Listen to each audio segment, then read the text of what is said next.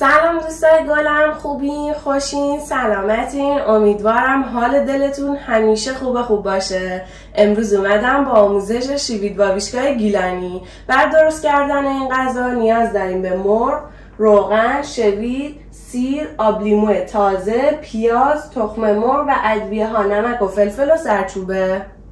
مرغ رو داخل ظرف میریزیم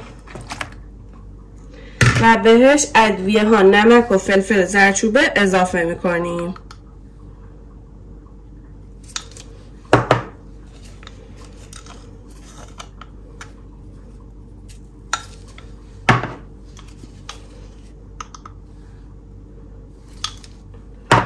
خوب همش میزنیم.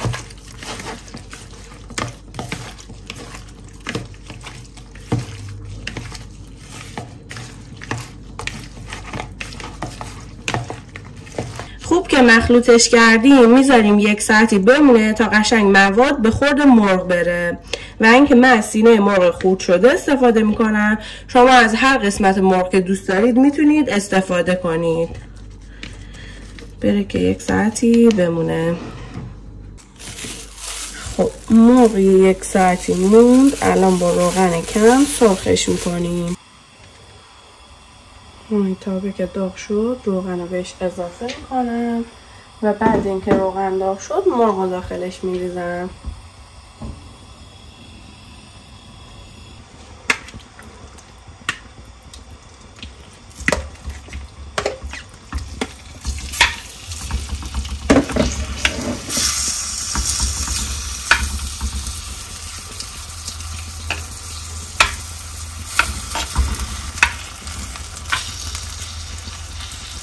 خب 1 مقدار که تفت دادیم بهش چند تیکه پیاز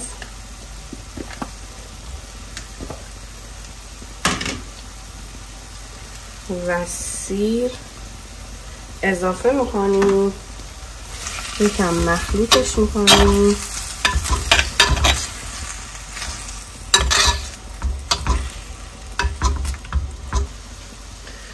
بعد اینکه مخلوط کردیم بهش 1.5 لیوان آب جوش اضافه میکنیم.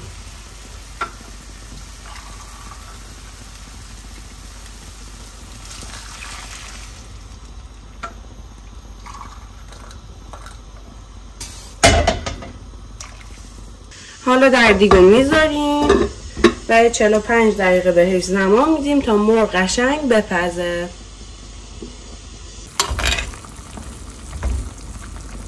خب مرغ دیگه پخته. الان از آب مرغ جداش میکنیم.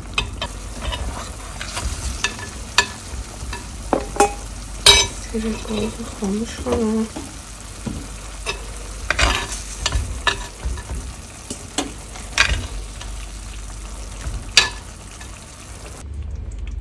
خب مرغ رو جدا کردیم. آب مرغ رو دور نمیریزیم چون بهش نیاز داریم.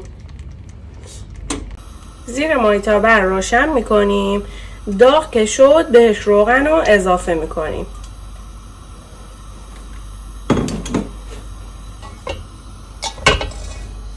داخل روغن داغ حدوداً 1 قاشق و نیم شوید اضافه میکنیم.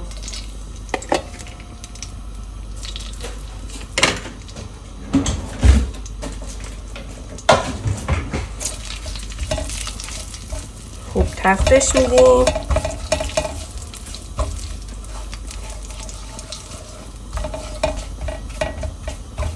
یکم که تفت دادیم بهش مرغی که از قبل از آب مرغ جدا کردیم و اضافه میکنیم.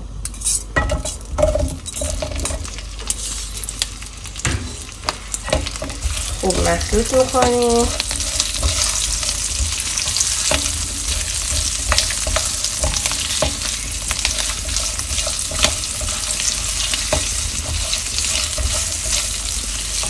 قبل اینکه این شوید بسوزه بهش 1 لیوان آب مرغ هم اضافه میکنیم. همون آب مرغی که مرغ جدا کردیم گفتیم دیگه دور نمیریزیم. 1 لیوان ازش برمیداریم و بهش اضافه میکنیم.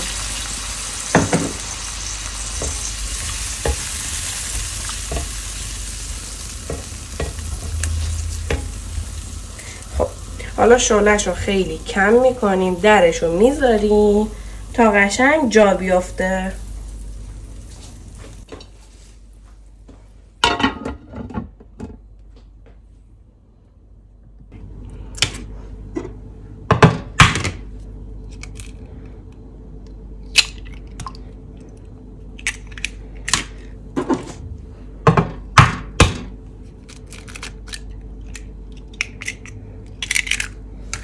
تخم مرغ رو داخل ظرف شکونیم، بهش نمک و فلفل اضافه میکنیم.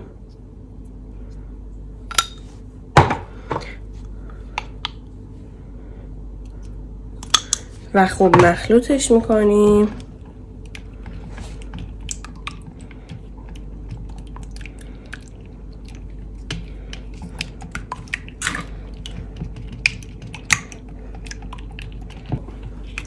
و این رو جدا سرخ میکنیم و بعد با مرغ مخلوطش میکنیم. زیر مایتابه رو روشن کردم، داغ شد، بهش روغن رو اضافه کردم. حالا باهاش سیر رو سرخ میکنم.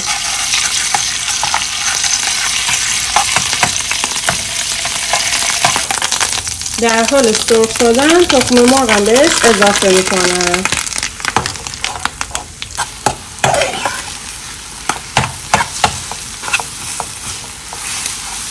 شعله‌اش رو خاموش میکنم و قشنگ خردش میکنم.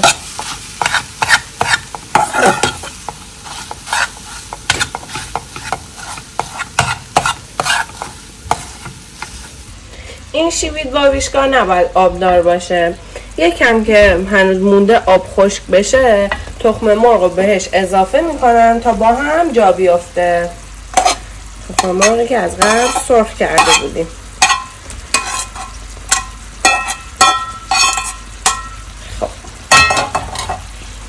حالا مخلوطش میکنم. درش رو میذارم که قشنگ جا بیافته.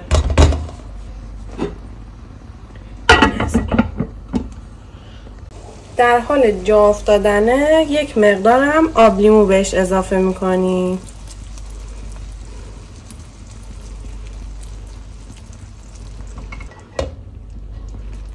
شما میتونین به جای آب لیمو از آب غوره، آب نارنج یا هر چیزی که دوست دارین استفاده کنین.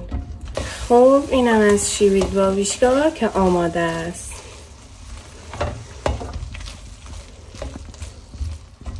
اینم از آموزش شیوید بابیشکا. امیدوارم که از این آموزش لذتش رو برده باشید. دوست داشتید ما رو به دوستاتون معرفی کنین. لایک، کامنت، سابسکرایب یادتون نره. تا آموزش های بعد، خدا نگهدار.